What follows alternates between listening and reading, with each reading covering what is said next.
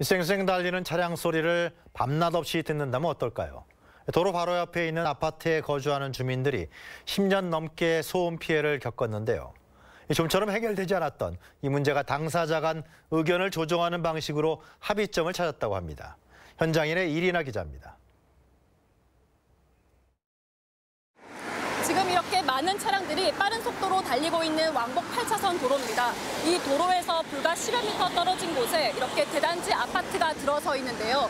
이 아파트에 거주하는 주민들은 도로에서 발생하는 소음과 분진으로 10년째 큰 불편을 겪고 있습니다. 왕복 8차선에다 공단과도 가까운 아파트 앞 도로에 승용차는 물론 대형 화물차들이 쉴 새 없이 달립니다. 아파트가 세워질 당시 도로와 인도 사이에 소음 차단 숲과 낮은 방음벽이 세워졌지만 소음을 막기에는 역부족이었습니다. 2006년 당시에 지어질 때 이게 한 4m로 지어졌어요. 근데 그 당시에도 이 4m짜리로는 그 방음 효과가 별로 없었어요. 더군다나 또 지금 벽산 아파트까지 고가차도가 건설되면서 이제 소음량은 더 증가할 것이고, 그러면 기존의 아파트들, 지금 새로 짓는 아파트들의 한 10m 정도 되는 그런 방음 시설이 좀 우리에게도 필요하다. 그래야 분진 문제, 방음 문제가 해결되지 않을까 이렇게 생각을 합니다. 이 때문에 주민들이 관할 지자체인 천안시에 민원을 제기했고 여러 차례 소음을 측정했습니다. 도로교통 소음 기준은 주간에는 68데시벨, 야간에는 58데시벨인데 측정 결과 2시간대 모두 기준을 넘은 것으로 나타났습니다. 이후 시에서는 대책으로 도로 제한 속도를 시속 80km에서 60km까지 줄이긴 했지만 실효성은 크지 않았습니다. 도로와 인접한 단지에 살고 있는 주민들은 밤낮 없는 소음에 노이로제를 호소합니다. 더위가 가셨지만 창문 열기를 꺼리고 특히 늦은 밤부터 새벽 시간까지 이동이 많은 대형 차량의 소음으로 수면까지 방해받고 있습니다. 또 TV 소리도 일반 가정보다 더 크게 키울 수밖에 없다고 말합니다. 이렇게 올려서 보통보다도 훨씬 더 많은 높은 볼륨을 올려놔야 조금 들릴 정도밖에 안 돼서 어쩔 수 없이 이렇게 듣고 있습니다. 설치를 해서 한번 해봤는데 80 이상이 넘는다고 하시면서 이 정도면 기마개를 할 정도라고 저희 신랑이 말을 하면서 이런 데서 아기를 키우는 게 조금 어렵다. 그래서 조금 무슨 조치가 있어야 되지 않냐 이런 얘기를 하더라고요. 문제는 이뿐만이 아닙니다.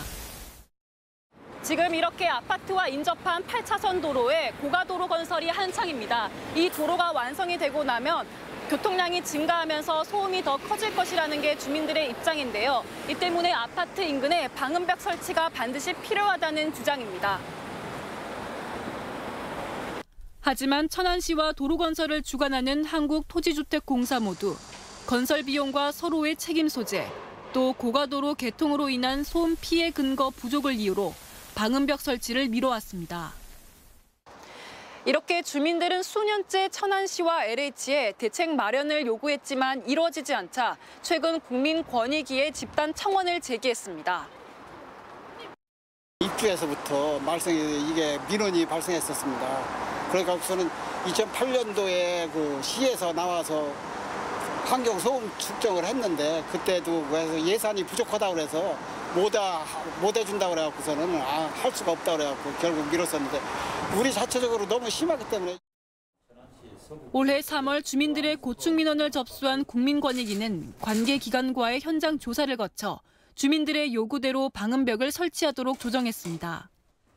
방음벽 설치로 발생하는 비용 약 17억 원을 천안시와 LH공사가 반반씩 부담하도록 조정했고 두 기관 모두 이를 받아들이기로 한 겁니다. 이에 따라 내년 12월까지 도로와 아파트가 맞닿는 250m 구간에 높이 10m의 방음벽이 세워지게 됩니다. 이 같은 소음 분쟁은 어제 오늘의 일이 아닙니다. 소음과 악취 등 생활성 공해로 주민들이 지자체에 제기하는 민원이 매년 10만여 건.